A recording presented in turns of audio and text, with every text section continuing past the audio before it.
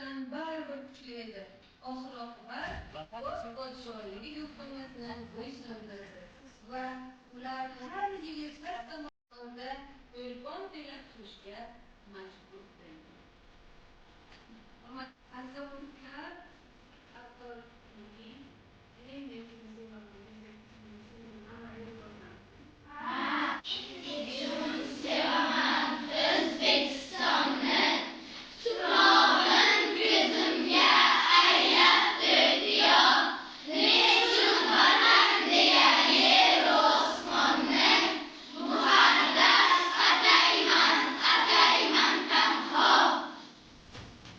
hak yeridan kimsenga bir haq o'ylab tushgan ila anlaman osonova haqqim ado millat ila.